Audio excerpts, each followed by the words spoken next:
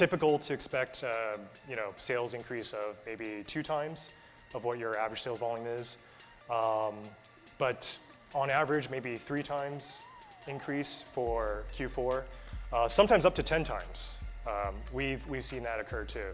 So it's really dependent on your visibility on Amazon. It's dependent on how well you've prepared your listing as well as your PPC campaigns as you go into Q4. And how much cash flow you have. Yeah, absolutely. Like, you got to get those products in now.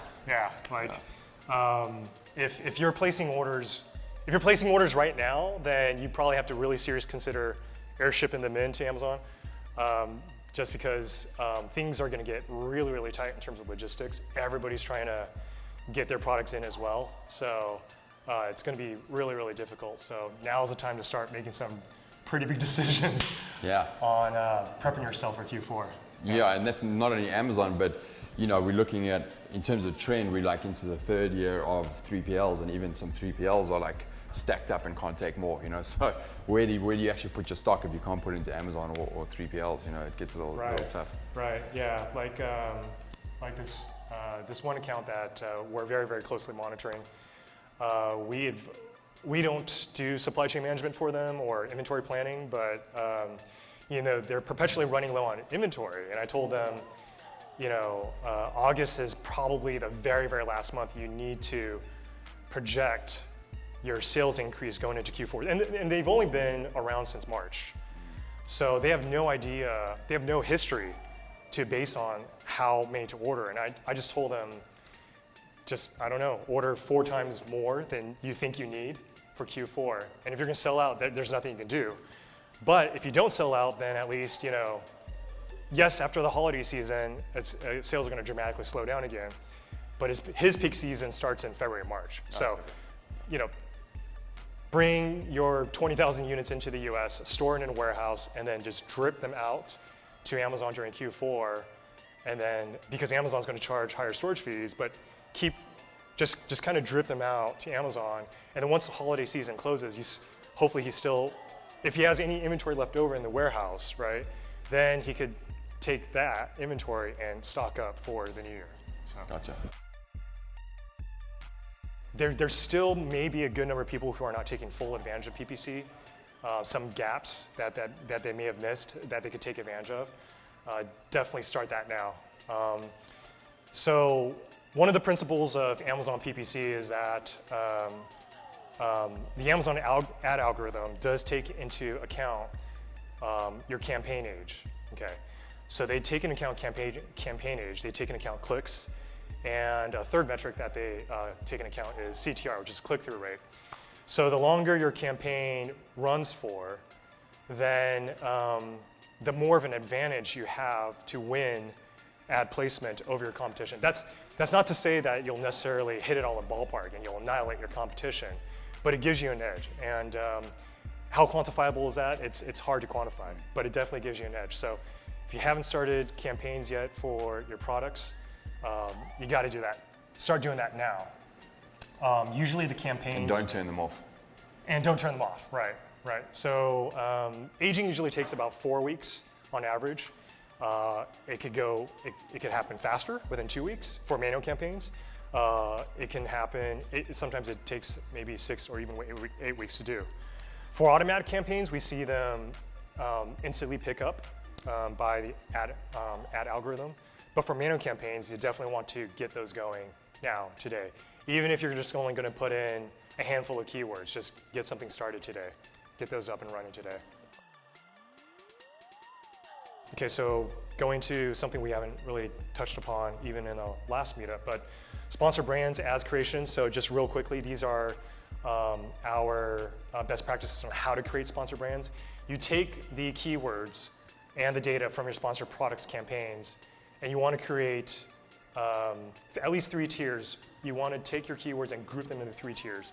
So the first tier will be your best performing, best converting keywords. The second tier are the ones that are the next best performing and converting keywords. And the third tier are the stragglers, okay?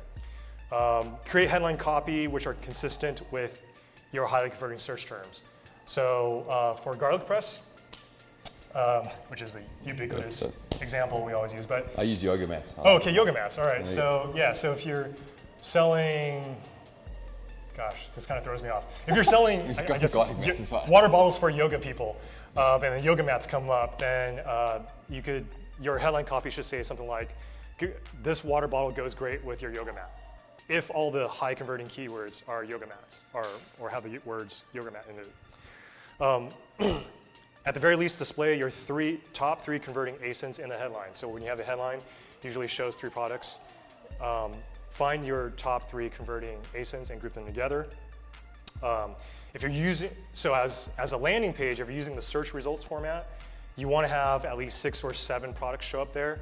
The reason why is if you only set up for 3, and out of the 3, 1 of them goes out of stock, your ad could be paused because you're supposed to have at minimum 3 products displaying for sponsored brands campaigns. For the brand image, which is the image to the left of the headline, test between the first product image, brand logo, or lifestyle image. So here's a rundown of holiday prep. So 1 week before Black Friday, focus your attention basically on top conversions. Okay, so that's the running theme through all these bullet points. So look for the campaigns that are top converting, increase their budget by 50%. Look for your top converting targets, keywords and product targets, increase their bid by 50%. Usually that's not too many keywords. Usually it's a handful of maybe 5 or 10 keywords. If a placement is doing well, increase the bid adjustment, not by 900%, but maybe 50%. And then for automatic targeting groups, you have 4 choices now: close match, loose match, substitutes, and complements. So find out which of those targeting groups is the top converting ones and increase the bid on that by 50% because you can individually bid based on the automatic targeting group. Okay. Down below, if you want to be aggressive, you can also focus some of your ad spend on the close match and loose match automatic targeting types because they tend to show up on lightning deals and deal of the day. You guys know those are going to be running rampant across all your competitors all through the holiday season. Okay, so lightning deals, I mean, a lot of us are in the private label niche space. We're not necessarily in cosmetics or some of these bigger categories.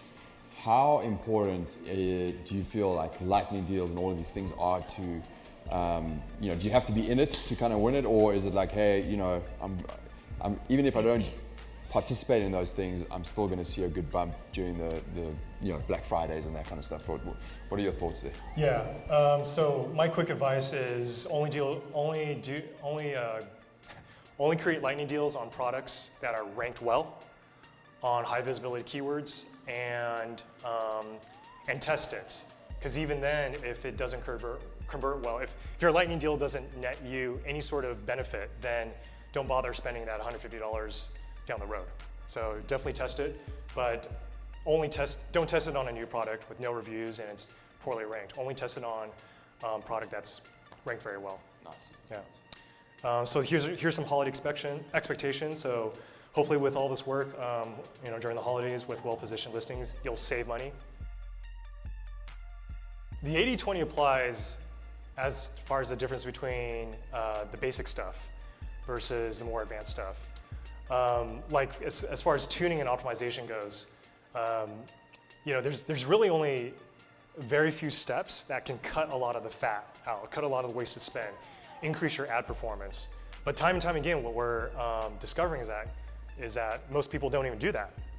They're not on top of it. They're not paying attention to doing keyword research, doing optimization or tuning.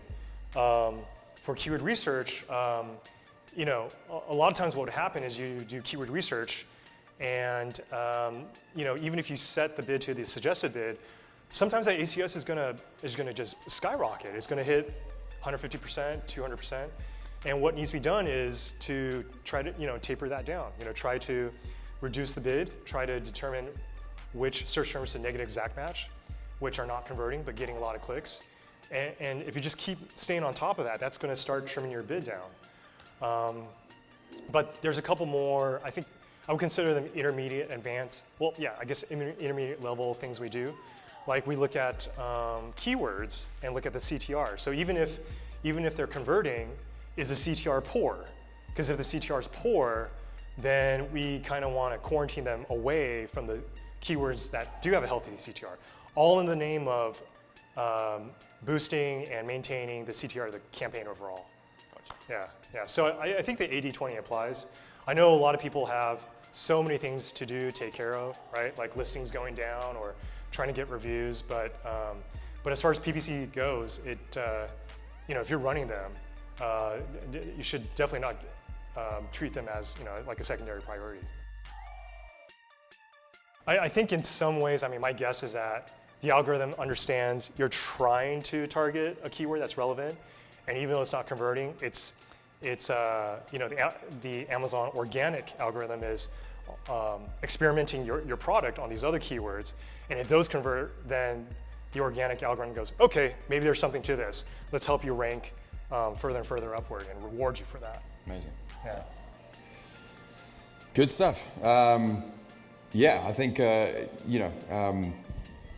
definitely just kind of in summary there. I think being able to use keywords on Fire to break it out between more conservative, long tail, mid volume keywords to put into a campaign, as well as putting out some of the more aggressive ones in a separate campaign is obviously a good idea to do before Q4.